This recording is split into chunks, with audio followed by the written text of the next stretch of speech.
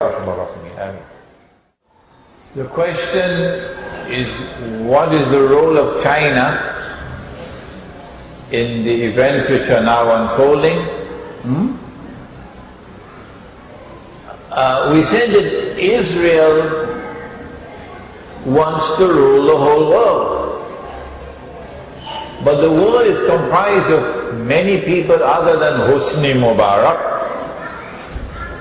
who will bend down faster than anybody else to Israel, and General Pervez Musharraf, who go down and even kiss Israel's shoes. There are those who will refuse to bow and bend. And most important of all is Russia. Russia will not bend to Israel. But the NATO alliance must force Russia to bend. And Russia will not bend. So you don't need a PhD in international relations to know that there is a major conflict coming. It is simple. And in that major conflict you're going to have thousands of nuclear weapons being used. But it is not only Russia that will not bend. China is proud of her civilization. And China has every reason to be proud of her civilization.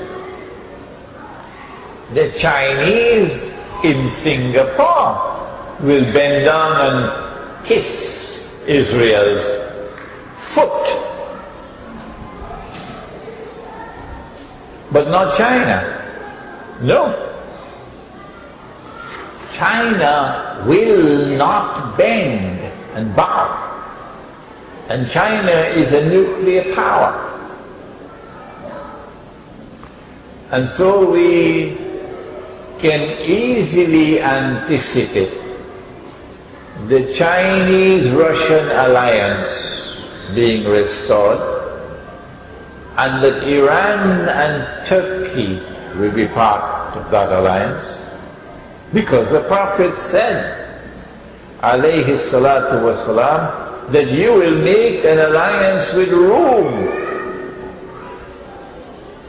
Rome is not Rome, the capital of Italy. Nonsense. Rome in the Quran is the Byzantine Empire, Rome. And the Byzantine Empire, which had its capital in Constantinople, has now been taken over by Russia, Eastern Orthodox Christianity. So the Prophet said, alayhi salatu wasalam, that you will make an alliance with Rome. But probably this hadith never reached Pakistan, because they made the alliance with Washington. When I speak like this, of course, the price I pay is that I cannot visit Pakistan anymore. I don't mind paying that price. I don't mind.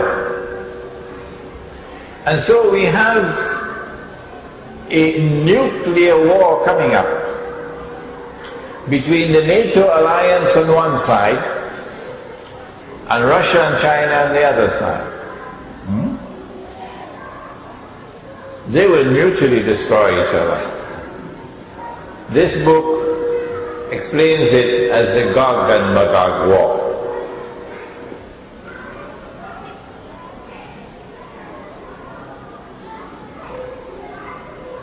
In order for Russia to have a fighting chance to win that war, the Russian Navy, nuclear-powered Navy, must have access to the Mediterranean Sea. The only way that the Russian Navy can get access to the Mediterranean Sea is if they can pass through the Bosphorus. And the city of Istanbul is located on both sides of the Bosphorus. Istanbul used to be called Constantinople. Today Istanbul is a NATO city controlled by the North Atlantic Treaty Organization. But the Prophet sallallahu alayhi wasallam made a prophecy that you will conquer Constantinople. And he praised the Amir of that army, and he praised that army. Ni'am al-Jaysh, Ni'am al-Amir. I understand that prophecy to be located in Akhirul Zaman, not the previous conquerors. And so I'm anticipating civil war in Turkey, so that the Turkish people can liberate themselves from the control of the Turkish armed forces, which are pro-Israel. And that civil war will result in victory for Islam. And so NATO will lose its control over Constantinople. Once that happens, the Russian fleet can now enter the Mediterranean. And so nuclear-powered submarines and ships passing through the Bosphorus into the Mediterranean. China is also a nuclear power. And China also has submarines and ships that are nuclear armed. And guess where the Chinese are now building a naval port? Do you know? China is building a naval port on the southern tip of Sri Lanka. So you're going to have the Russian Navy coming from the north and the Chinese Navy coming from the south. So this is going to be a war that will be a little bit more evenly balanced. Yeah. When I said 50 years from now, Nabi Isa alayhi will come back. 50 years from now, oh, they beat me up. They beat me up in New York. So I changed it. I said, children now at school should live to see it. And nobody beat me up anymore. So I don't say 50 anymore. I said, children now at school should live to see it. When we give time frame, we're only making plausible guesswork. We can be wrong. 15 years ago, I was saying 50 years. So now I should be saying about 35. But others, my students are saying to me, Sheikh, you're wrong. It's less than that. It's less than that. They could be right. It could be less than 35, but it's not 350 years. The young man is saying that Pakistan is an ally of China. No. No. That's just a minor insurance policy that they bought. Pakistan is most firmly an ally of Israel. And when Allah's punishment comes, it's going to be terrible. Yeah. The question is, can we relate events that are occurring in many parts of the Muslim world, including Malaysia, with the fitna of Gog and Magog? Actually, the word is not fitna, it's more fasad than fitna. Oh yes, the fasad of Gog and Magog is multidimensional. Oh yes, there is political oppression. It's part of the agenda of Gog and Magog. There is economic oppression. Your daughter, you know your daughter. She's Indonesian. She's also my daughter. And you should see the tears coming from her eyes. Our daughters are in Singapore serving Dajjal as domestic servants and being paid the salary of a dog. Our daughters, she's paid $300 a month. Here she's paid 600 ringgits a month. Would any Singaporean girl work for that wage? Now don't come to me with the argument. But when she takes the $300 to Indonesia, it's a lot of money.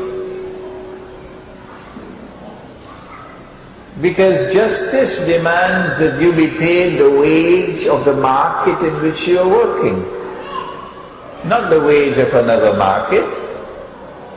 So don't make the mistake. Is there any Singaporean girl who will work for that wage and do that job? Come on, Lee Kuan Yew, answer me. With all the studies you did in Harvard, making Singapore the model state.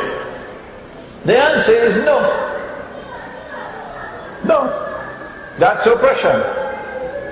Would any Malaysian girl work for that wage in Malaysia, do the same work? The answer is no. That's oppression.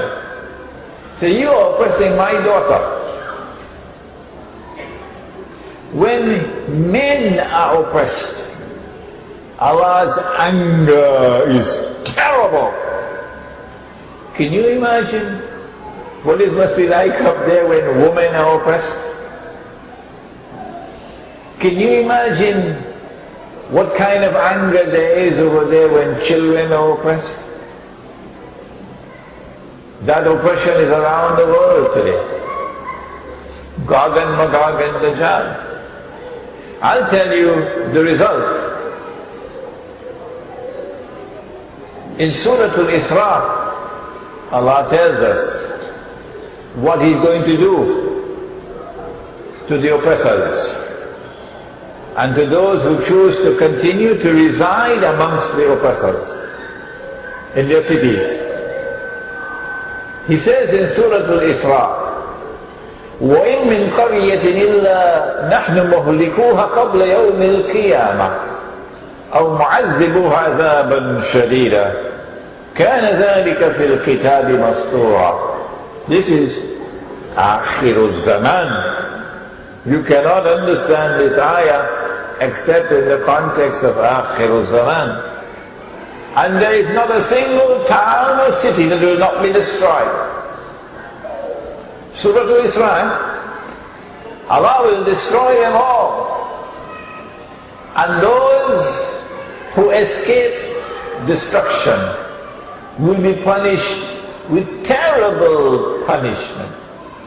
And this is something inscribed in the book.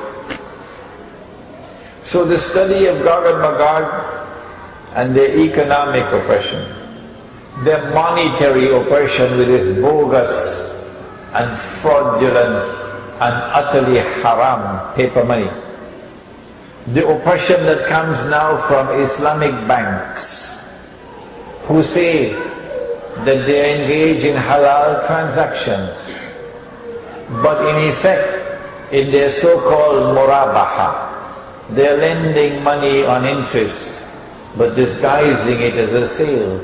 I call it backdoor riba.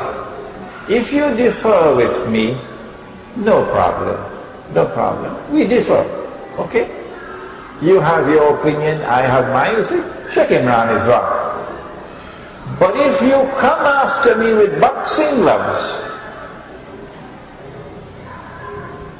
to attempt to demonize me and to prevent me from preaching and teaching, well then I have an answer for you.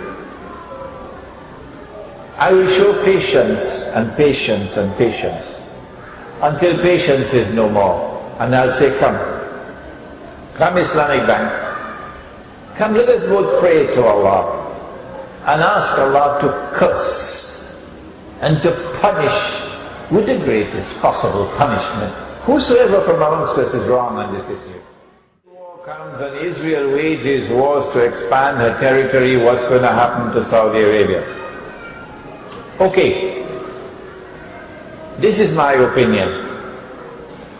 I believe that those who rewrote the Torah to say that the Holy Land extends from the river of Egypt to the river Euphrates, they did so because the Jews lived in Egypt for 400 years. Nabi Yusuf alayhi salam lived in Egypt. Nabi Musa alayhi salam lived in Egypt. Nabi Harun alayhi salam lived in Egypt. And the Egypt that they lived was not the whole of Egypt. Misr in the Quran refers to the eastern delta from the river Nile to the Red Sea. That is Misr, not the whole of Egypt. So they are saying this is a part of the Holy Land. The river Euphrates, because the Jews were taken into exile in Babylon. And they lived there for hundreds of years. So they say that is also a part of the Holy Land. But the Jews also lived in Medina. Oh yes. So although it's not there in the Torah, it is not far-fetched for us to say that there's going to be an attack on Medina. And so something will have to happen in Saudi Arabia for the Jews to say of Saudi Arabia that it is now rising and turning into a terrorist state. Yeah. And China has every reason to be proud of her civilization. The Chinese in Singapore will bend down and kiss Israel's foot. But not China. No. Russia will not bend to Israel. But the NATO alliance must force Russia to bend. And Russia will not bend. So you don't need a PhD in international relations to know that there is a Muslim Mubarak who will bend down faster than anybody else to Israel, and General Pervez Musharraf who go down and even kiss Israel's shoes. There are those who will refuse to bow and bend. And most important of all is Russia. Major conflict coming. It is simple. And in that major conflict you're going to have thousands of nuclear weapons being used. But it is not only Russia that will not bend. China is proud of her civilization. The question is, what is the role of China in the events which are now unfolding? We said that Israel wants to rule the whole world. But the world is comprised of many people other than